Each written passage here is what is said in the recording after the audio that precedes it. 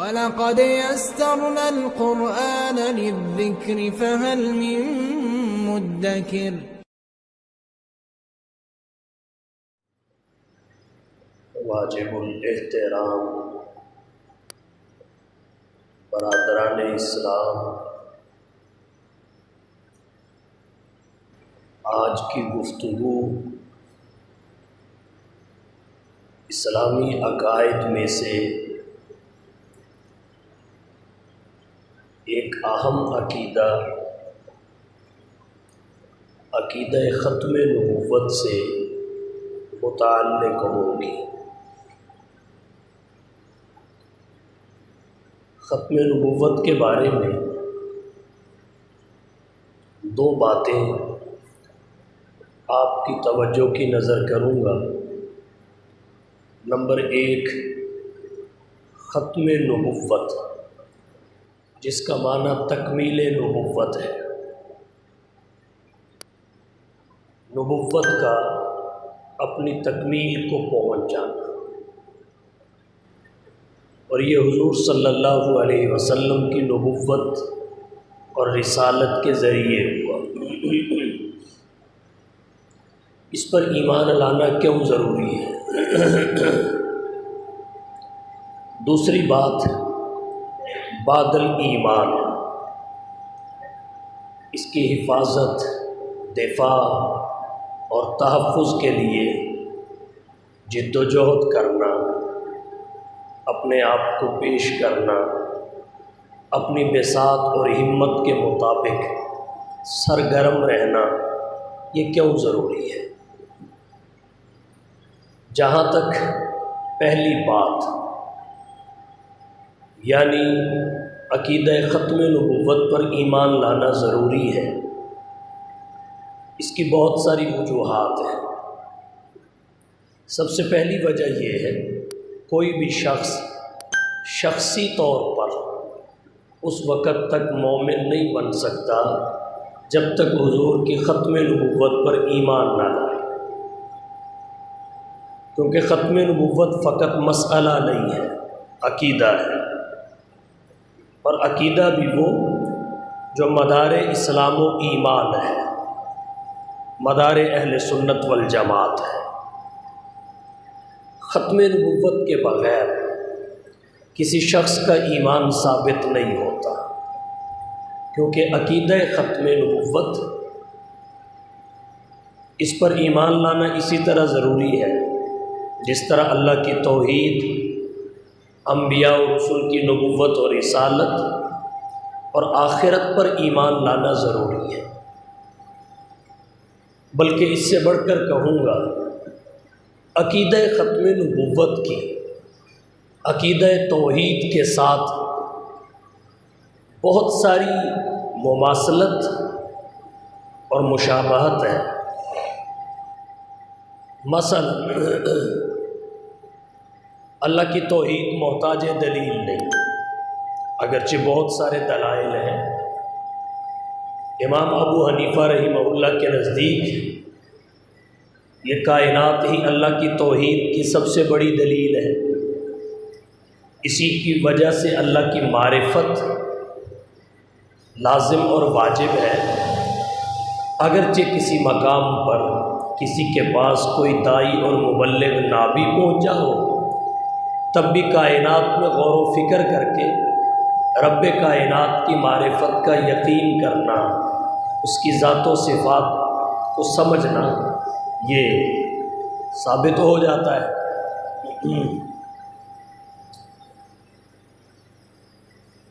عقیدہ توحید کی طرح عقیدہ ختم نبوت ہے، یہ بھی دلائل کا محتاج نہیں، اگرچہ دلائل اس کے بھی بہت سارے ہیں۔ نمبر دو، ایک شخص اللہ کی ذات اور صفات کو مان لے، ذات و صفات میں وحدت کو نہ مانے، اس کا ایمان ثابت نہیں ہوتا۔ ایسے ہی کوئی شخص حضور کی نبوت اور رسالت، حتیٰ کہ افضلیت کو بھی مان لے، اس کا بھی ایمان ثابت نہیں ہوتا جب تک وہ آپ کی ختم نبوت کو نہ مانے۔ تو ختم نبوت قرآن کریم کی درجنوں نصوص کی آواز ہے۔ قرآن کریم کی ایک نص کا انکار کفر ہے، تو 100 آیات کی آواز اور پکار ہے۔ جناب نبی کریم صلی اللہ علیہ وسلم کی 200 سے متجاوز احادیث متواترہ کی صدا ہے۔ امت کا اجماع عقیدہ ختم نبوت کے تحفظ سے شروع ہوا ہے، بھلا اس کا انکار کر کے، اس سے جان چھڑا کر کوئی بھی فرد شخصی طور پر اپنا ایمان کیسے ثابت کر سکتا ہے؟ تو شخصی طور پر ایمان کے اس بات کے لیے جناب نبی کریم صلی اللہ علیہ وسلم کی ختم نبوت کی دل سے تصدیق ویسے ہی ضروری ہے جیسے اللہ کی توحید کی ضروری ہے۔ دوسری وجہ یہ ہے، اگر ختم نبوت کا انکار ہو، ختم نبوت پر ایمان نہ ہو، تو جناب نبی کریم صلی اللہ علیہ وسلم کی نبوت کی عظمت ثابت نہیں ہوتی۔ جیسے حضور کی ذات تمام انسانی ذوات میں بلند ہے، آپ کی صفات تمام انسانی صفات میں بلند ہے، آپ کے مراتب بالا و اعلیٰ ہے۔ آپ صلی اللہ علیہ وسلم کی نبوت بھی نوع نبوت کا اعلیٰ فرد ہے۔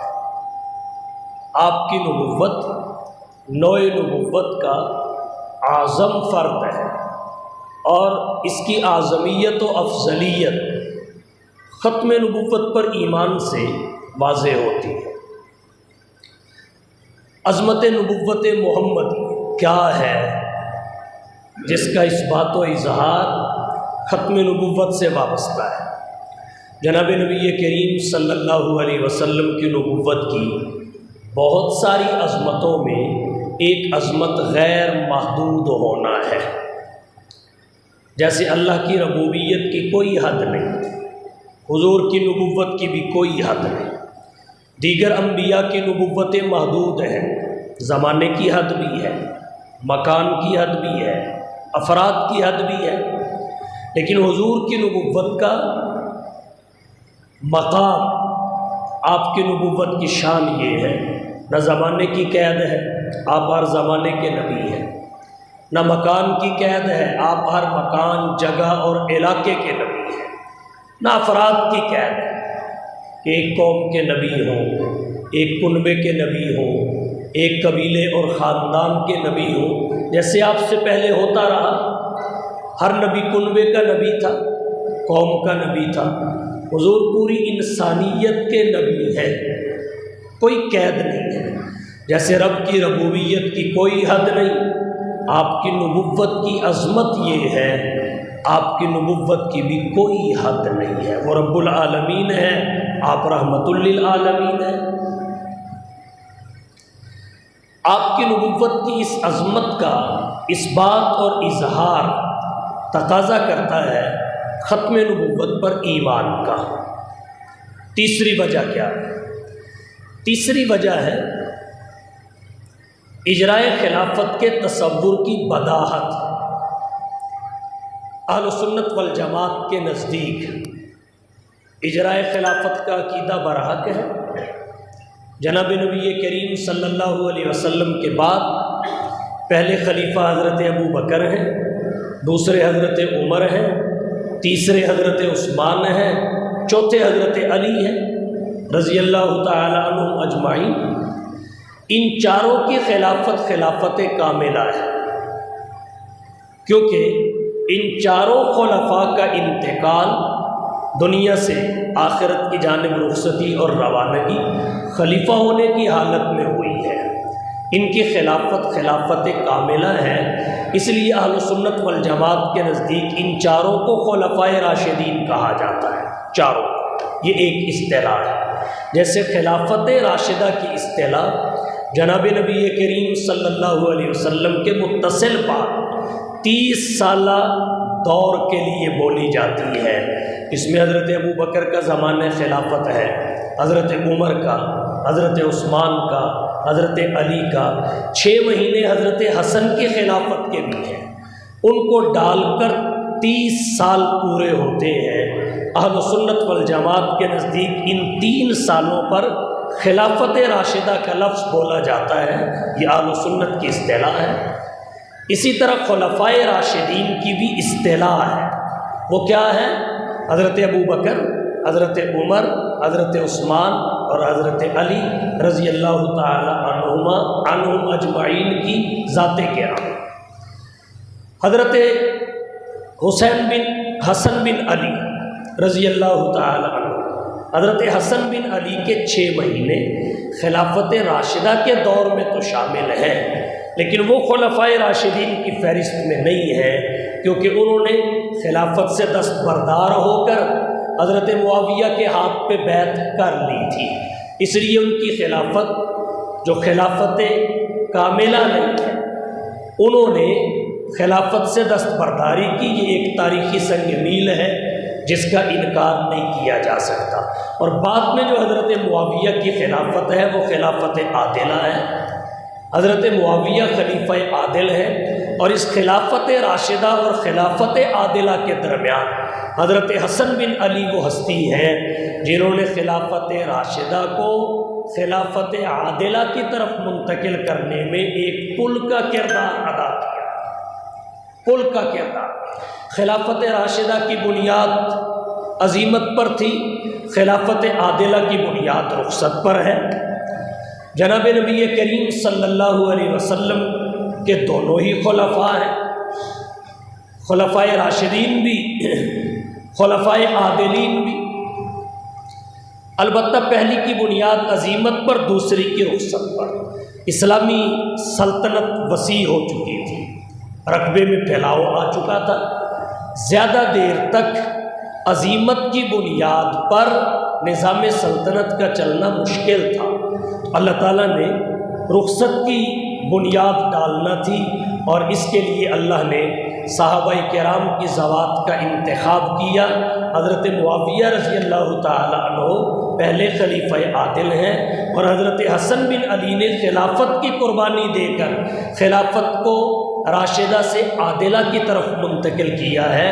البتہ جیسے خلفائے راشدین نبی کے نمائندے ہیں، ایسے ہی عادلین بھی نبی کے نمائندے ہیں، اس میں کوئی دو رائے نہیں ہے۔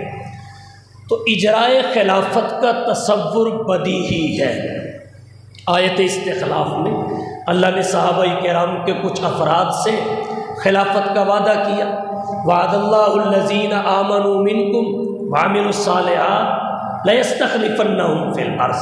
پھر اللہ نے اس وعدہ کو پورا کرتے ہوئے 4 خلفاء کو خلافت عطا کی، اور 4 کا میں نے اس لیے بطور خاص ذکر کیا کہ نزول آیت کے وقت یہ 4 ہی موجود تھے، نہ حضرت حسن تھے نہ حضرت معاویہ تھے۔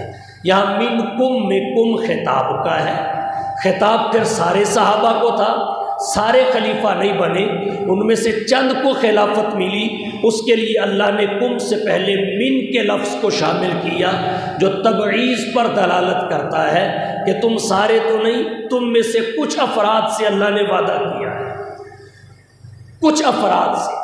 اور جو 4 خلیفہ بنے ہیں وہ اس وقت موجودین میں سے تھے، وعدہ اللہ کا تھا، پورا بھی اللہ نے کیا۔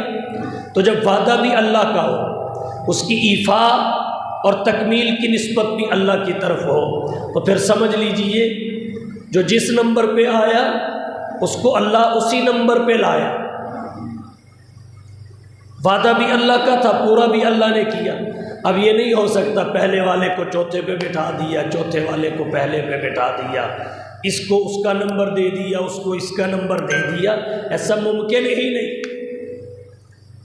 جیسے نبوت و رسالت اللہ نے عطا کی تو کوئی غیر نبی نبوت کے منصب پہ نہیں آ سکا، ایسے ہی خلفائے راشدین کو خلافت بھی اللہ نے عطا کی، وعدہ اللہ کا تھا، تو کوئی ایک دوسرے کے نمبر پہ نہیں آ سکا، جو جس نمبر پہ آیا اللہ کے ہاں اس کا وہی طے تھا۔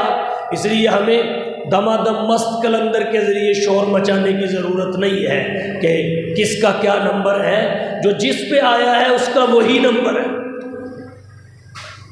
تو اجرائے خلافت کے تصور کی بداہت کا تقاضا یہ ہے کہ حضور کی ختم نبوت پہ ایمان لایا جائے۔ اگر ختم نبوت پہ ایمان نہیں ہوگا تو اجرائے خلافت کی حقیقت نہیں رہے گی۔ اور خلفائے راشدین کے جو اجتہادات ہیں، خلفائے راشدین کے جو معاملات اور فیصلے ہیں، انہیں سنت کی سند نہیں مل سکے، جبکہ اللہ کے نبی صلی اللہ علیہ وسلم کا فرمان ہے علیکم بسنتی وسنت الخلفاء الراشدین المہدیین۔ تو اس وجہ سے حضور کی ختم نبوت پر ایمان لانا ضروری ہے۔ ایک تو شخصی طور پر اپنے ایمان کے اس بات کے لیے، نمبر 2 عظمت نبوت محمدی کے اس بات و اظہار کے لیے، نمبر 3 خلافت کے اجرائے خلافت کے تقاضوں کو پورا کرتے ہوئے۔ اور کہتا ہوں ختم نبوت پر ایمان کیوں ضروری ہے، اس کی ایک وجہ اور ہے، وہ ہے افضلیت امت محمدی کا اثبات۔ اللہ نے اس امت کو افضل بنایا ہے ساری امتوں سے۔ حضور نے اپنے لیے فرمایا انا آخر الانبیاء، اور ہمارے لیے فرمایا وانتم آخر الامم، میں نبیوں میں آخری ہوں، تم امتوں میں آخری ہو۔ آخری ہونا حضور کی شان ہے۔ حضور وجوداً مقدم ہے، اول ما خلق اللہ روحی، ظہوراً مؤخر ہے، ظہوراً مؤخر ہے۔ تو سب سے آخر میں آنا، سلسلہ نبوت کے آخر میں آپ کا تشریف لانا، یہ آپ کی عظمت ہے۔ تو بالکل آپ کی امت کی بھی عظمت ہے آخری امت ہونا۔ اس لیے آپ نے جہاں اپنے لیے انا آخر الانبیاء فرمایا، وہاں اپنی امت کے لیے وانتم آخر الامم فرمایا۔ یہ آخر الامم ہونا اس امت کی فضیلت ہے دیگر امتوں پر، اور یہ بہت ساری وجوہ سے ہے۔ پہلی امتوں کا برزخ، یعنی مرنے سے لے کر دوبارہ اٹھنے تک کا زمانہ، وَمِن وَرَائِهِمْ بَرْزَخٌ إِلَىٰ يَوْمِ يُبْعَثُونَ، یہ طویل ہے، سب سے چھوٹا اور قصیر اس امت کا، سب سے چھوٹا۔ اس کا انتظار کا دورانیہ مرنے سے لے کر دوبارہ اٹھنے تک کا، وَمِن وَرَائِهِمْ بَرْزَخٌ إِلَىٰ يَوْمِ يُبْعَثُونَ، یہ سب سے کم ہے۔ یہاں ایک اشکال کو دور کرتا چلو، مرنے کے بعد آدمی زندہ ہوتا ہے، اس کی حیات ثابت ہے، پھر حیات کا ایک مقام ہے، ایک زمانہ ہے، ایک جگہ اور مکان، ایک زمانہ اور وقت۔ جو مرنے کے بعد اٹھنے تک کا زمانہ ہے، یہ اس حیات کا زمانہ ہے، اسے برزخ کہتے ہیں۔ اور جو قبر ہے، یہ اس حیات کی جگہ ہے۔ قبر کا معنی سید نور الحسن شاہ صاحب بخاری رحمۃ اللہ علیہ نے اپنی حیات الاموات نامی کتاب میں، اور دیگر اہل علم نے جو کیا، وہ مقر المیت ہے، میت کے قرار پکڑنے کی جگہ۔ تو مرنے کے بعد جو حیات ثابت ہے، ایک اس کا زمانہ ہے، ایک اس کی جگہ ہے۔ زمانے کو برزخ کہتے ہیں، جگہ کو قبر کہتے ہیں۔ زمانے کو برزخ کہتے ہیں، جگہ کو قبر کہتے ہیں، اور ان دونوں کا ہونا ضروری ہے۔ ظرف زمان کا ہونا بھی ضروری، ظرف مکان کا ہونا بھی ضروری۔ تو بعد الموت جو حیات ہے، خواہ وہ کسی کی بھی ہو، اس کی جگہ ہے قبر، اس کا زمانہ ہے برزخ۔ ہمارے پاس بزرگوں نے مرنے کے بعد کی جو حیات ہے، اس کی زمانے کی طرف نسبت کرتے ہوئے اسے حیات برزخی کہہ دیا۔ بعض نے مکان کی طرف نسبت کرتے ہوئے اسے حیات قبری یا حیات فی القبر کہہ دیا۔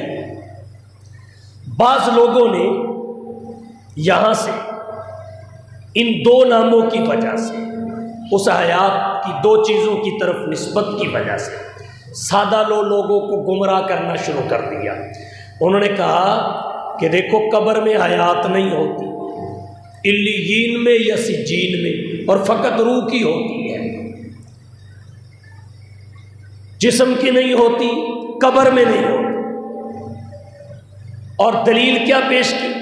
دیکھا نا علامہ شبیر احمد عثمانی نے لکھا حیات برزخی، دیکھا نا حضرت مدنی نے لکھا حیات برزخی، دیکھا نا حضرت تھانوی نے لکھا حیات برزخی۔ تو بھائی حیات برزخی سے حیات فی القبر کی نفی نہیں ہوتی۔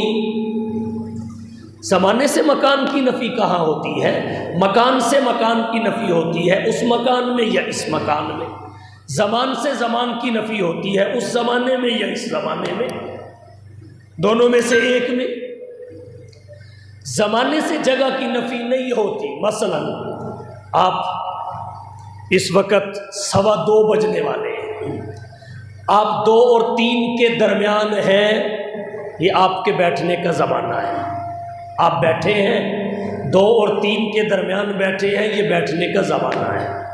مسجد کے اندر بیٹھے ہیں، یہ بیٹھنے کی جگہ اور مکان ہے۔ اب ایک بندہ کہے وہ 1 گھنٹہ 2 اور 3 کے درمیان بیٹھا، دوسرا کہے وہ مسجد میں بیٹھا، تو یہ دونوں باتیں ٹھیک ہیں۔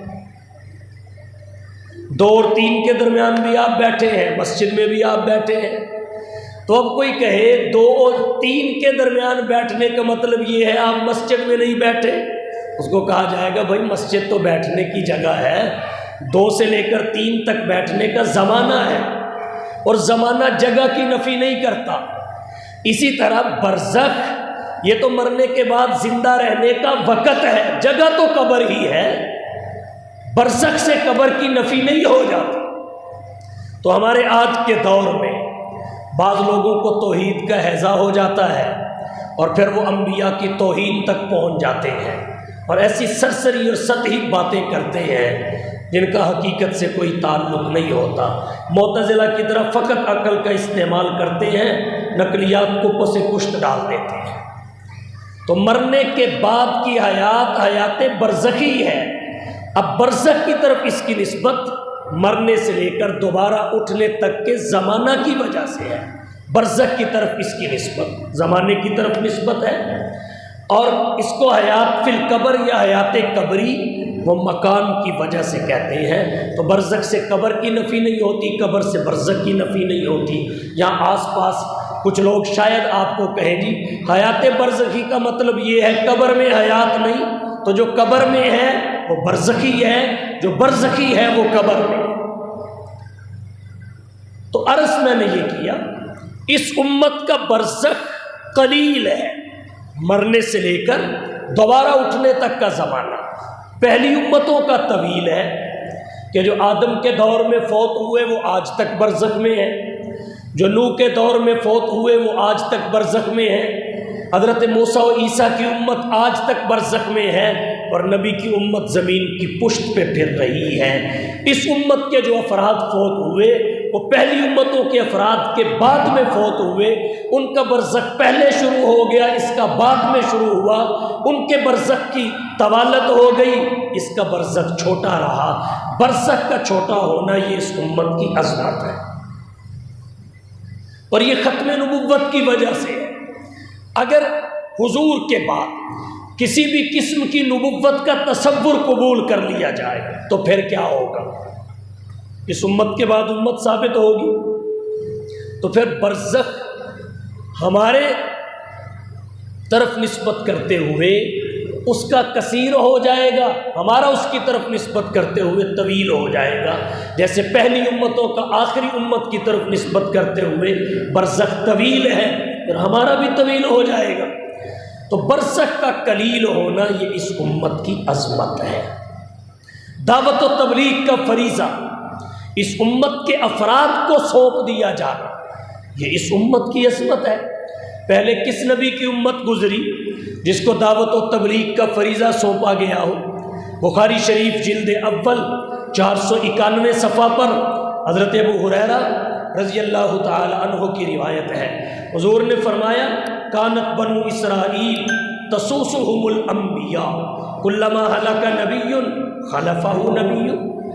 بنی اسرائیل کی سیاست انبیاء کرتے تھے، انبیاء کرتے تھے۔ آج کہتے ہیں سیاست تو مولویوں کا کام ہی نہیں۔ حقیقت میں یہ انبیاء کا شیوا ہے، انبیاء کا منصب ہے۔ اور انبیاء کے نائبین کون ہیں؟ علماء۔ تو اگر علماء سیاست نہیں کریں گے تو چور اور ڈاکو کریں گے، کون کرے گا؟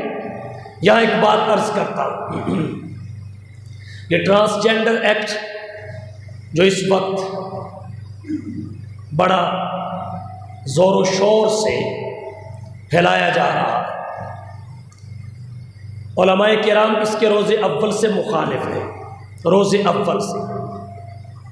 لیکن بدبختی یہ ہے، میں نے پہلے بھی کسی جمعہ میں عرض کیا، غیر مسلم قوتیں، این جی اوز جن کے ہم زیر اثر ہیں، وہ طاقتیں ایسا بل اس موقع پہ لاتی ہیں جس وقت کورم پورا نہیں ہوتا، اور پھر اس کے پاس کرنے میں اتنی جلدی کی جاتی ہے، الامان والحفیظ۔ اور پھر علماء بیچارے جہاں تک ہو سکے مخالفت کر کے اپنی ذمہ داری پوری کرتے ہیں، لیکن وہ مسترد ہوتا ہے یا نہیں ہوتا یہ تو پاور پہ موقوف ہے نا، کہ ان کی اسمبلی میں پاور کتنی ہے، اسمبلی میں ان کی کثرت کتنی ہے۔ یہ ہمیں سوچنا چاہیے کہ ہم ہر اچھے کام کی توقع علماء سے رکھتے ہیں۔ اسلام بھی علماء لے کے آئیں، ٹرانسجینڈر ایکٹ کے راستے میں رکاوٹ بھی علماء بنے، اور جو جرائم ہو رہے ہیں ان کا راستہ بھی علماء روکے، دین کی حفاظت بھی علماء کریں، آئین کی حفاظت بھی علماء کریں۔ لیکن جب ہم علماء کو ووٹ نہیں دیں گے، وہاں تو سارے فیصلے ہوتے ووٹ کی طاقت سے ہیں۔ جتنی نمائندگی ہوگی، جتنا گڑ ہوگا اتنا میٹھا ہوگا۔ تو آپ سوچیں، ہم نے کبھی علماء کو ووٹ دیا ہے؟ ہم نے کبھی علماء کو ووٹ دیا ہے؟ ووٹ ہم غیر علماء کو دیں، ووٹ غیر صالحین کو دیں، اور پھر توقع علماء سے رکھیں۔ جب ہم نے ان کو پاور دے کے بھیجا ہی نہیں، تو پھر اگر ایک چیز پاس ہوتی ہے، آواز تو انہوں نے بلند کی، لیکن ان کی آواز کی وجہ سے وہ رد نہیں ہوئی، اس میں ان کا قصور نہیں ہے، ہمارا قصور ہے۔ توقع ہم ان سے رکھتے ہیں لیکن ووٹ کسی اور کو دیتے ہیں، تو ہمیں اپنا بھی قبلہ درست کرنا پڑے گا۔ بعض لوگ کہتے ہیں دیکھیں جی یہ علماء فلانے کے ساتھ بھی تھے، فلانے کے ساتھ بھی تھے، فلانے کے ساتھ بھی تھے، فلانی پارٹی کے ساتھ بھی، فلانی کے ساتھ بھی، فلانی کے ساتھ بھی۔ بھئی پارٹیاں جتنی بھی گندی ہو جائیں، کسی نہ کسی پارٹی کے ساتھ علماء نے رہنا ہے، اور اس کی وجہ کیا ہے؟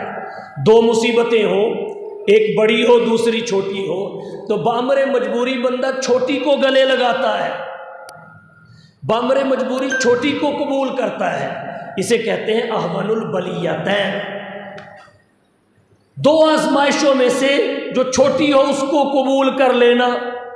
اب ایک آزمائش یہ ہے کہ بالکل اسمبلیوں سے باہر آ جائے، بالکل کسی کے ساتھ کسی بھی حوالے سے جوڑ قائم نہ کرے۔ اس کا نتیجہ کیا نکلے گا؟ یہ جو تھوڑی بہت تاخیر ہوتی ہے نا اس قسم کے غلط بلوں کے پاس ہونے میں، اس قسم کے غلط قوانین کے بننے میں، پھر یہ تاخیر بھی ختم ہو جائے گی، یوں چٹکیوں میں پاس ہوتے چلے جائیں گے، چٹکیوں میں پاس ہوگی۔ اب یہ جو تاخیر ہو رہی ہے، یہ ڈر ہے، یہ خوف ہے، یہ علماء کی وجہ سے ہے، دینی طاقتوں کی وجہ سے ہے۔ اور یہ جو علماء یا علماء کی سیاسی جماعتیں اتحاد کرتی ہیں کسی کے ساتھ، اس کا مطلب یہ نہیں کہ ان کی ہر چیز میں تائید مقصد ہے، ہر چیز میں تصدیق مقصد ہے۔ مقصد صرف یہ ہے کہ سارا اسلام تو نافذ نہیں ہو سکتا، سارے جرائم اور سارے غلط بلوں کو تو ہم نہیں روک سکتے، لیکن کچھ نہ کچھ رکاوٹ اور بند تو پھر بھی باندھ لے، اور اگر نکل ہی گئے تو پھر کیا حال ہوگا؟ تو ہمیں اپنی سوچ کا زاویہ درست کرنا چاہیے، اپنی سوچ کا زاویہ۔ تو عرض میں نے یہ کیا، بنی اسرائیل کی سیاست انبیاء کرتے تھے، اور انبیاء کے نائبین حضور کے بعد علماء ہیں، تو دعوت و تبلیغ کا فریضہ اس امت کے سپرد ہوا اور کسی امت کے نہیں۔ کوئی نبی ایسی جماعت تیار کر کے نہیں گیا جس کے بارے میں جانے سے پہلے اس نے اعلان کیا ہو کہ میرے بعد ان کے پیچھے چلنا تمہیں ہدایت مل جائے گی، بلکہ جاتے ہوئے ہر نبی اپنی امت کو کہہ کے گیا میرے بعد نبی آنے والا ہے، اس کا دامن پکڑ لینا تمہیں ہدایت مل جائے گی۔ اور حضور جب تشریف لائے تو آپ واحد نبی ہیں جو یہ کہہ کے نہیں گئے میرے بعد کوئی نبی آئے گا اس کے پیچھے چل پڑنا ہدایت مل جائے گی، بلکہ وہ کہہ کے گئے اصحابی کالنجوم فبأیہم اقتدیتم اہتدیتم، میرے صحابہ ستاروں کی طرح ہیں، ان کی اقتدا کرنا تمہیں ہدایت مل جائے گی۔ جیسے کہتے ہیں راہ ملتی ہے شب کو تاروں سے، راہ ملتی ہے شب کو تاروں سے، اور ہدایت ملتی ہے نبی کے یاروں سے۔ کیوں؟ اس لیے کہ فیضان محمد کی تصویر صحابہ ہے، فیضان محمد کی تصویر صحابہ ہے، اللہ کی شریعت کی تعبیر صحابہ ہے۔ گر قرآن کلام اللہ ہے شان محمد کی، تو زبان محمد کی تقریر صحابہ ہے۔ گر کفر سے بچنا ہے تو اصحاب سے جڑ جاؤ، گر کفر سے بچنا ہے تو اصحاب سے جڑ جاؤ، ظلمات کے طوفان میں تنویر صحابہ ہے۔ فقط حضور کہہ کے گئے، حضور کے علاوہ کسی نے نہیں کہا میری امت کے اہل علم انبیاء کے وارث ہیں، صرف حضور نے فرمایا العلماء ورثۃ الانبیاء۔ تو یہ دعوت و تبلیغ کا فریضہ جو اس امت کے سپرد ہوا ہے، یہ نبی کی ختم نبوت کی برکت سے اس امت کی فضیلت ہے۔ یہ تو انبیاء کا منصب ہے، انبیاء کا فریضہ ہے۔ اب حضور چونکہ آخری نبی ہے تو اللہ نے یہ دعوت و تبلیغ کے فریضے کو انجام دینے والی عظمت آپ کی امت کو عطا فرمائی، آپ کی امت کو عطا فرمائی۔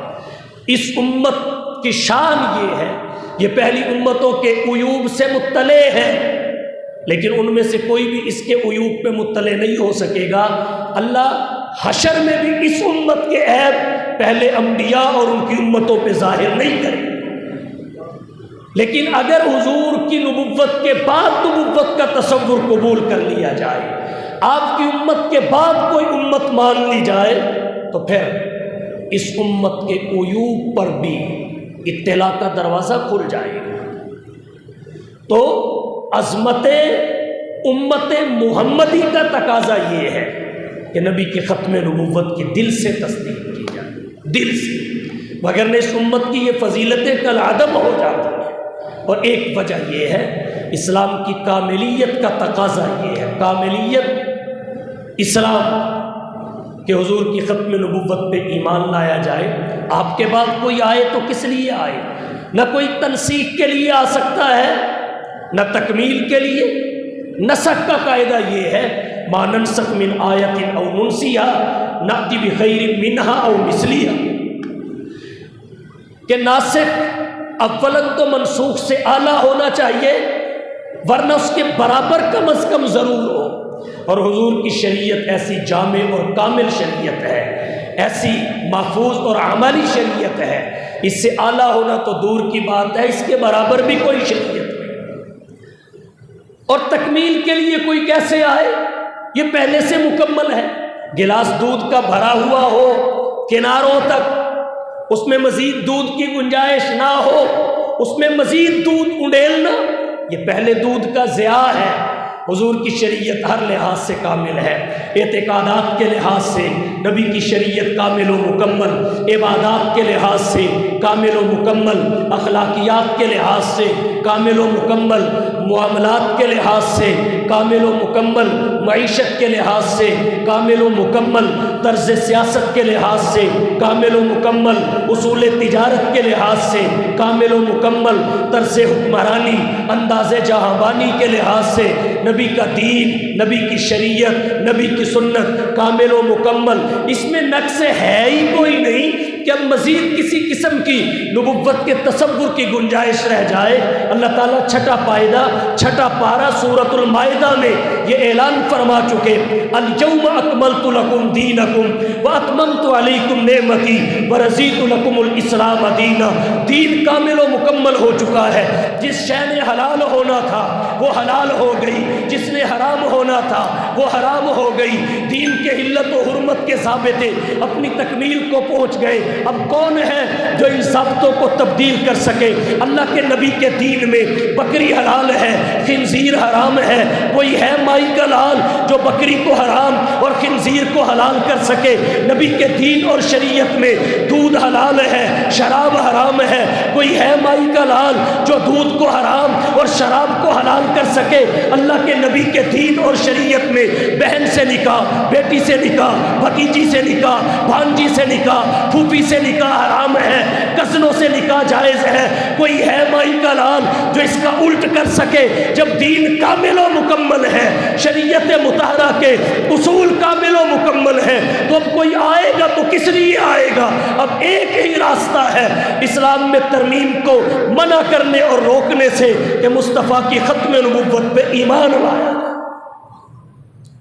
تو اس وجہ سے بھی حضور کی ختم نبوت پہ ایمان لانا ضروری ہے، اس کے بغیر کوئی شخص مسلمان نہیں ہو سکتا۔